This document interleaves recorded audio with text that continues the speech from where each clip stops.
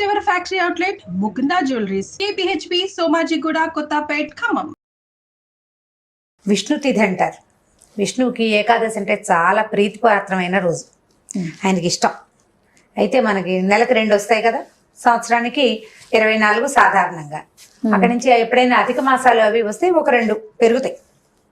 అధికాషాఢాలు, అధిక శ్రావణాలు, అధిక జ్యేష్ఠాలు అలా కనపడుతుంటాయి అప్పుడప్పుడు. అప్పుడు ఇంకో 2 పెరుగుతాయి అనుకోండి. ప్రతి ఏకాదశికి ఇంచుమించుగా ఒక పేరుంది ప్రతి మాసంలోనూ ప్రత్యేకంగా. ఇప్పుడు రేపు రాబోతున్నటువంటి పుష్యమాసంలో అంటే ధనుర్మాసంలో రాబోయే ఏకాదశిని మనం వైకుంఠ ఏకాదశి అని, ముక్కోటి ఏకాదశి అని చెప్తాం. ముక్కోటే అదే పేరు చెప్తూ ఉంటాం.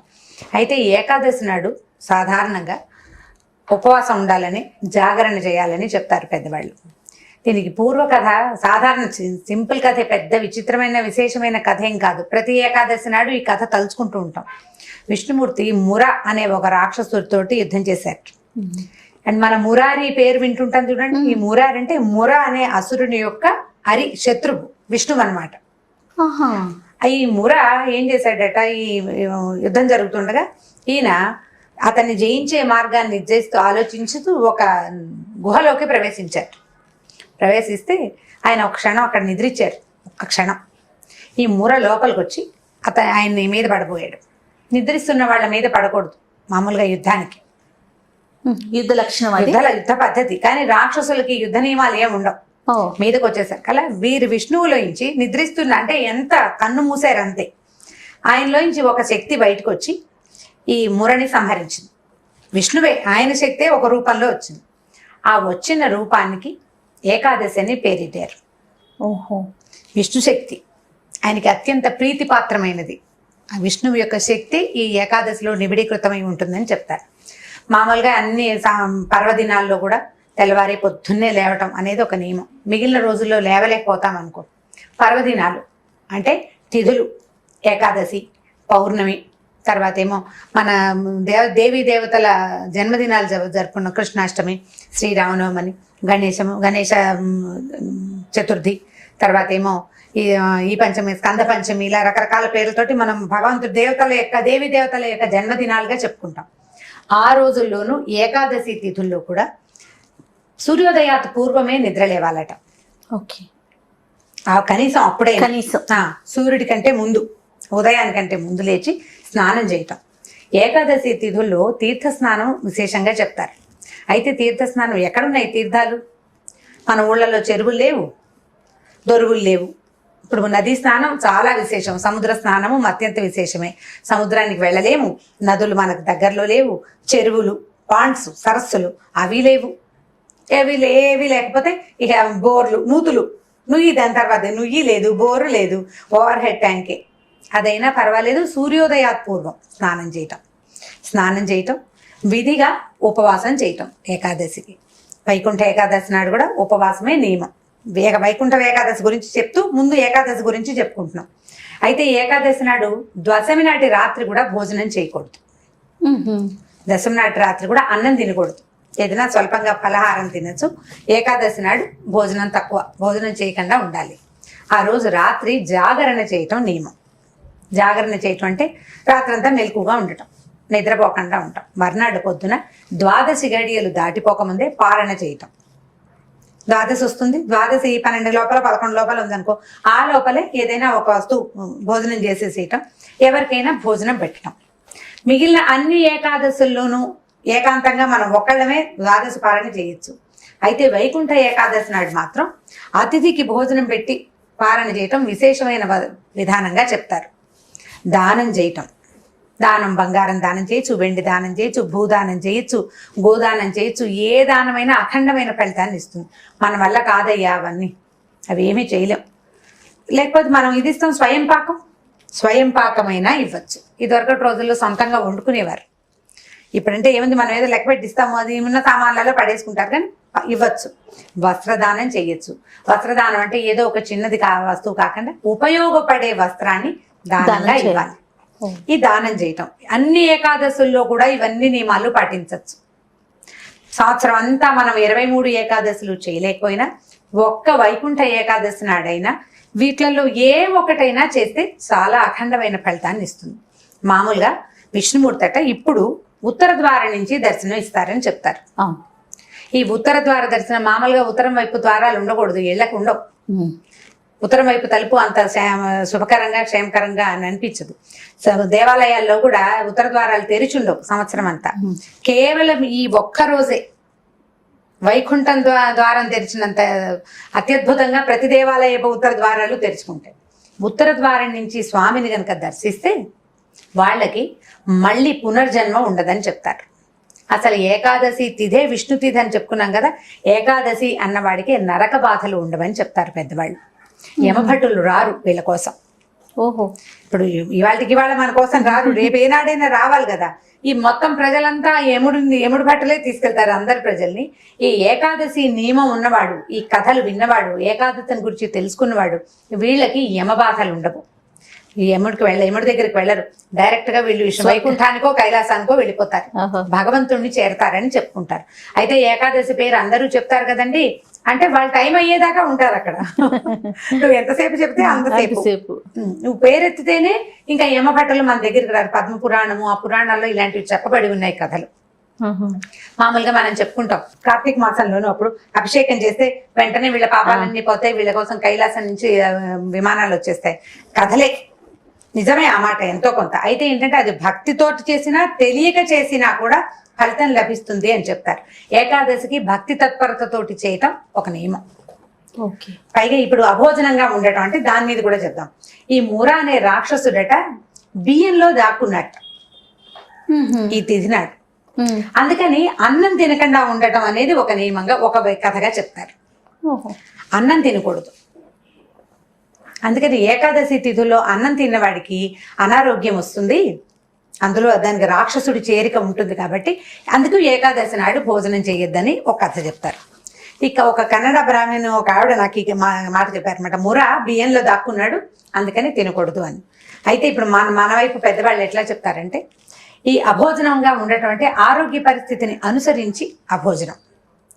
మామూలు చూడండి, పీకల దగ్గర శుభ్రంగా తినేసామనుకో, మనం తినేసిన వాడు ఎట్లా మెలకుగా ఉంటాడు? నిండుగా ఉన్న వాళ్ళకి నిద్ర వస్తుంది. అవును. మనకు ఏకాదశికి ఏమిటి నియమం? జాగరణ నియమం.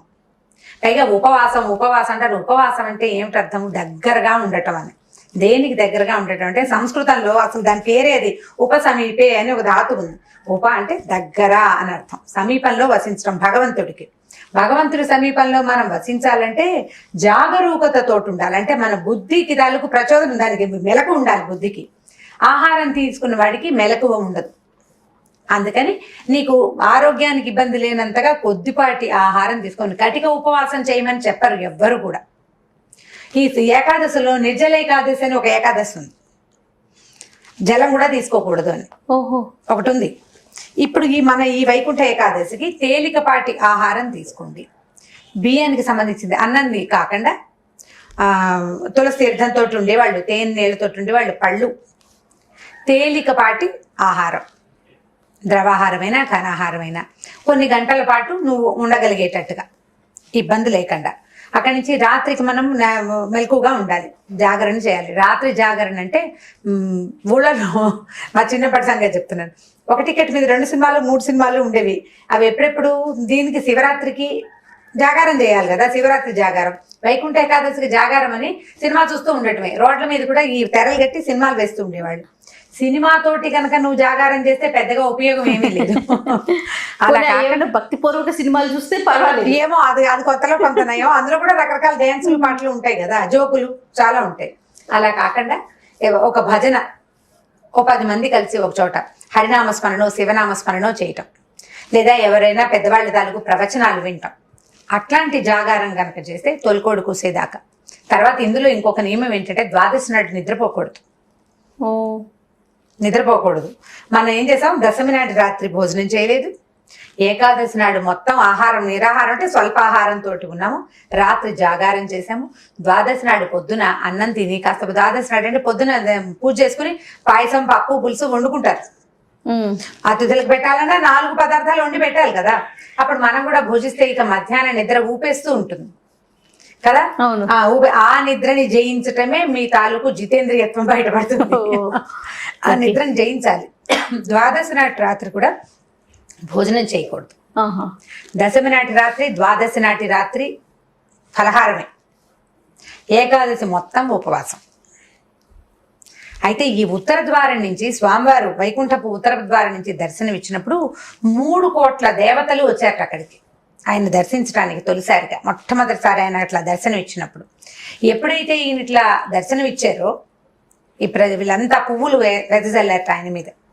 ఆయన చాలా సంతోషించి ఈ 3 కోట్ల దేవతల పేరు కూడా కలిసి వచ్చేలాగా ఈ ఏకాదశికి త్రికోటి ఏకాదశి అని పేరు పెట్టారు. త్రికోటి ఏకాదశి.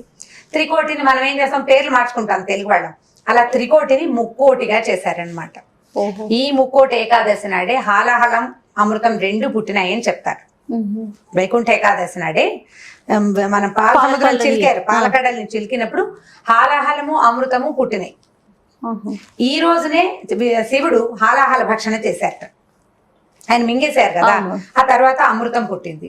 చాలా అత్యద్భుతమైన దినంగా దీన్ని చెప్తారు. ఈ వైకుంఠ ఏకాదశిని ప్రత్యేకమైన దినం. సంవత్సరం అంతా చేయలేని వాళ్ళు కూడా వైకుంఠ ఏకాదశి నాడు తప్పకుండా దేవాలయ దర్శనం, తర్వాత ఏమో అక్కడ ఏదైనా దీపం సమర్పించటం, చిన్నదైనా సరే ఒక దానం చేసుకోవటం, ఎంతో కొంత నియమంతో దానం చేయటం, ఆ తర్వాత ఉపవాసం చేయటం. ఇప్పుడు ఉపవాసాలు మన ఆరోగ్య రీత్యా కూడా మంచివే. తేలికపాటి ఆహారం తీసుకుంటే చక్కగా జఠరం బాగుంటుంది పొట్టకి. ఇప్పుడు నెలలో 2 ఏకాదశులు వస్తాయి, అమావాస్య పౌర్ణమి వస్తాయి కదా. ఈ 4 తిథుల నాడు ఉపవాసం చేస్తే అంటే తేలిగ్గా తినండి. మళ్ళీ దీనికి నియమం చెప్పాను కదా, దశమి నాటి రాత్రి అన్నం తినకూడదు, ద్వాదశి నాటి రాత్రి అన్నం తినకూడదు. జాగరణ చేయలేకపోయినా కూడా ఈ నియమాన్ని పాటిస్తే చాలా మటుకు హెల్త్ ప్రాబ్లమ్స్ తగ్గిపోతాయి. ఆహారం తగ్గించి తీసుకోవటం అంటే భోజనం మీద గనక దృష్టి ఉంటే భగవంతుడి మీద దృష్టి నిలవదు. దాన్ని తగ్గిస్తే భగవంతుడి దగ్గరికి మనం వెళ్ళగలుగుతాం. అందుకని ఇది తగ్గించండి, దాన్ని ముందుకు తీసుకెళ్ళండి. మనం ఎలాగైనా దేవుణ్ణి చేరాలి, భగవంతుడి సమీపానికి వెళ్ళాలంటే దీన్ని తగ్గించుకుని ఇప్పుడు మళ్ళీ ఏకాదశి నాడు వంట చేయడానికి, రకరకాల టిఫిన్ చేసుకోవడానికి ఏర్పాట్ల కోసం వెళ్ళొద్దు. తేలికపాటిది, సులువైనది. ఇందులో బాల వృద్ధులకి నియమం లేదు. చిన్నపిల్లలు, గర్భిణీ స్త్రీలు, వృద్ధులు చేయలేని వాళ్ళకి ఏ నియమం, పూజ, దేవాలయ సందర్శనం, ఏదైనా మంచి మాట వినటం, దానం, ఇవి చేయించవచ్చు. పిల్లల్ని గుళ్ళోకి తీసుకెళ్ళచ్చు, పెద్దవాళ్ళు దేవాలయానికి వెళ్తారు, ఏ పురాణమో ఏ మంచి మాటో వింటారు. ఇవన్నీ కూడా మనకి ప్లస్ అవుతాయి.